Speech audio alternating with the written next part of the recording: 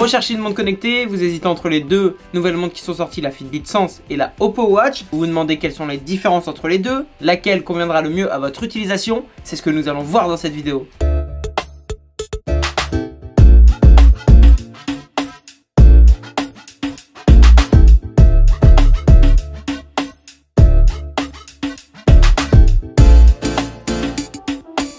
Bienvenue les amis dans Panacotech, je suis Mehdi et comme d'habitude nous allons voir ensemble, décrypter, dévoiler la crème du high-tech. Si vous ne connaissez pas la chaîne, je teste et je compare des produits high-tech, notamment des montres connectées. J'organise tous les mois un concours pour gagner un produit tech, donc abonne-toi et mets la cloche de notification. Aujourd'hui, vidéo comparative entre, je vous l'ai dit, la nouvelle Oppo Watch, très sympatoche, le test arrive bientôt, et la Fitbit Sense, le test arrive bientôt aussi, sauf si ils sont déjà sortis à l'heure où vous regardez cette vidéo. C'est des montres écran, lorsqu'on les voit dans un coup d'œil, elles sont un petit peu dans la même vibe, mais au final dans l'utilisation, elles sont différentes. On va voir quelles sont les différences, voici le sommaire.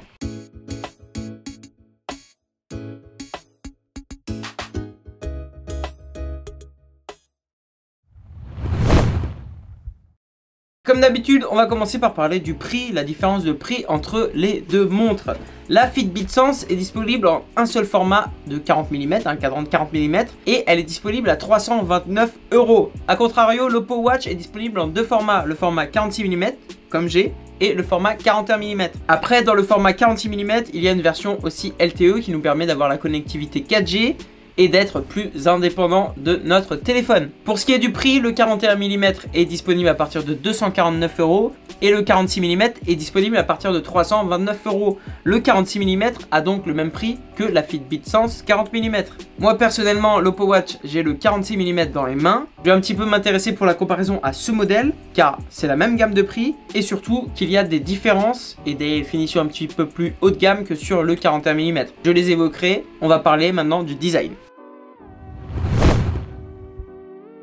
Je me répète, je vous l'ai dit, deux modèles, deux formats sur l'Oppo Watch, 41 mm, 46 mm. Le format 41 mm, sur ces deux formats, on a un cadran rectangulaire. Le fait de dire 46 mm ou 41 mm, c'est sur la grande longueur. Le format 41 mm mesure 41,45 mm de longueur, 36,37 de largeur et d'épaisseur 11,4. Le format 46 comme j'ai, 46 de longueur, 39 de largeur et 11,35 d'épaisseur. On voit que aussi le cardio-fréquence-mètre ajoute une petite épaisseur. Cette épaisseur est d'à peu près 1,5 mm à ajouter aux dimensions que je vous ai évoquées.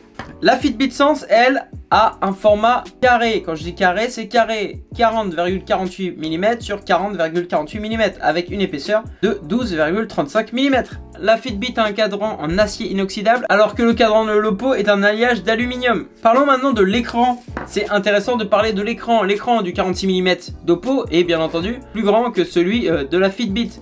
L'écran de l'Oppo est un écran AMOLED flexible qui mesure 1,91 pouces. C'est assez énorme au niveau de la taille et c'est assez agréable au niveau de la navigation. On a beaucoup de place pour l'affichage, etc. Cet écran, en plus, a la particularité d'être courbé sur les deux côtés. Cette incurvation n'existe pas sur le modèle 41 mm. Le modèle 41 mm est un écran AMOLED rigide de 1,6 pouces. La définition de cet écran sur le 46 est de 402 par 476 pixels. Sur le 41, il est de 320 par 360 pixels. 1,91 pouces, c'est quand même énorme. Comparé à la Fitbit a un écran de 1,58 pouces. Son écran est aussi AMOLED, très sympa au niveau des coloris, et il a une résolution de 336 par 336 pixels. C'est-à-dire il est un petit peu plus petit que l'écran de l'Oppo Watch 41 mm. On voit complètement la différence de taille et la différence de taille d'écran.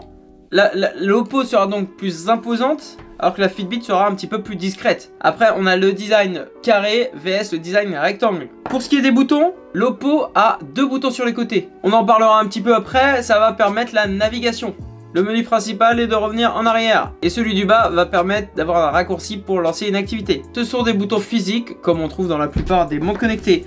La Fitbit Sense quant à elle a un bouton sensoriel sur le côté gauche et non sur le côté droit. Le bouton sensoriel est une nouveauté, c'est cette année que j'ai commencé à découvrir ce genre de bouton sur les montres et les bracelets. Ça fait des adeptes et ça fait aussi des non-adeptes. Vous êtes plusieurs à ne pas aimer ce genre de bouton, c'est important de le souligner. Moi personnellement, j'ai aucun problème avec. En gros, quand on appuie, ça vibre et voilà, c'est sympa. Les bracelets, sur les deux montres, on a une technologie de bracelet non conventionnelle, on peut dire.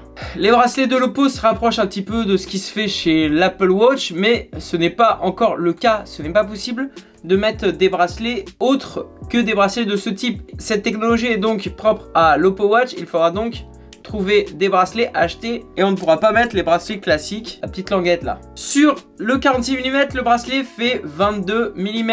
Il est en silicone, il est d'assez bonne facture, bonne qualité. Et on a aussi le système de fermeture comme sur la Fitbit. Le système un petit peu en vogue en ce moment, que je ne trouve pas trop agréable, qui est tiré un petit peu de l'Apple Watch. La Fitbit c'est pareil, on a une technologie de bracelet propre à Fitbit. Il faudra donc acheter des bracelets propres à Fitbit. Il y en a pas mal sur Amazon, des pas très chers. Je vous ai fait une vidéo dessus, je vous remets le lien là quelque part qui va apparaître si j'oublie pas, et ou alors il sera en description. Le bracelet de la Fitbit est un poil moins large et encore il fait aussi je crois 22. Et on est aussi sur du silicone. Pour finir, parlons de l'arrière. À l'arrière de l'Oppo Watch, on retrouve le cardio-fréquence-mètre, le petit logo et le petit chargement, les petites barrettes pour le chargement, la petite sortie. C'est un cardio-fréquence-mètre de ce qu'il y a de plus classique, à 4 diodes. On n'a pas de CG et on n'a pas tout ce qui est capteur un petit peu plus poussé comme la SPO2. La Fitbit, au contraire, elle a une technologie poussée au niveau de l'arrière. On va retrouver un cardio-fréquence-mètre, mais aussi la technologie capable de faire un ECG, un capteur de température cutanée et un capteur d'activité électrodermale. On va avoir du coup un condensé de technologie qu'il n'y a pas chez la Oppo de suivi de santé. Pour finir, sur les deux montres, on retrouve un microphone et un haut-parleur. Voilà pour ce qui est du design. Maintenant, on va parler des caractéristiques techniques.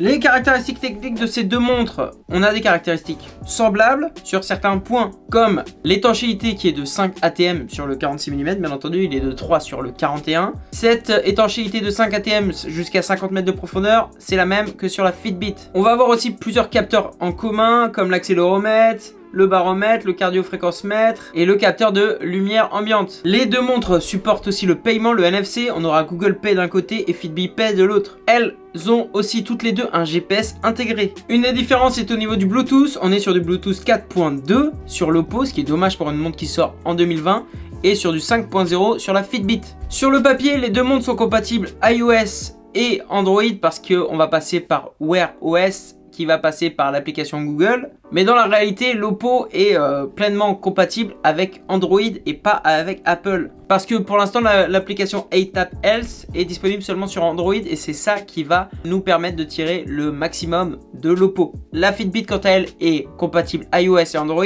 mais certaines fonctionnalités comme la réponse aux SMS ne seront pas disponibles sur iOS. Pour finir, au niveau de l'OS du système d'exploitation, on est sur, je vous l'ai dit, sur du Wear OS sur l'Oppo, ce qui va nous permettre d'avoir de nombreuses fonctionnalités, on va en parler, alors que sur Fitbit, on est sur l'OS de Fitbit, qui va nous permettre aussi de télécharger des applications tiers, mais c'est beaucoup plus restreint que sur Wear OS. Pour finir avec les caractéristiques techniques, on est sur deux autonomies complètement différentes. La Fitbit a une autonomie d'à peu près 6 jours, qui est plutôt convenable, alors que l'Oppo Watch a une autonomie d'annoncer de 36 heures pour le modèle 46 mm. Le modèle 41 mm aura une autonomie de 24 heures. On est sur une autonomie beaucoup plus restreinte parce qu'il y a beaucoup plus de fonctionnalités et la consommation de batterie est donc supérieure. Les deux montrent aussi la recharge rapide. La Fitbit en 12 minutes, vous allez pouvoir ajouter une journée d'autonomie. Et pour ce qui est de l'Oppo, c'est à peu près 15 minutes pour une journée d'autonomie en plus. Il faut 75 minutes pour arriver à 100%. En opposition, parlons maintenant des fonctionnalités.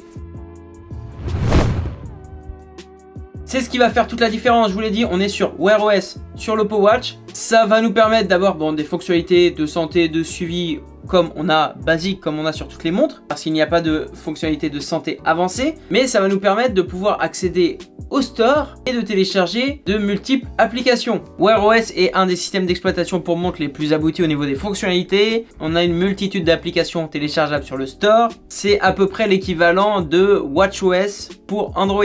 On va en plus d'avoir les applications natives d'Oppo et les applications natives de Wear OS. Pour ce qui est de la Fitbit, il est aussi possible de télécharger des applications tierces, mais le nombre nombre d'applications disponibles est quand même nettement moins grand que sur Wear OS. On va pouvoir télécharger les applications comme Uber, des petites applications de to-do list, de map, etc.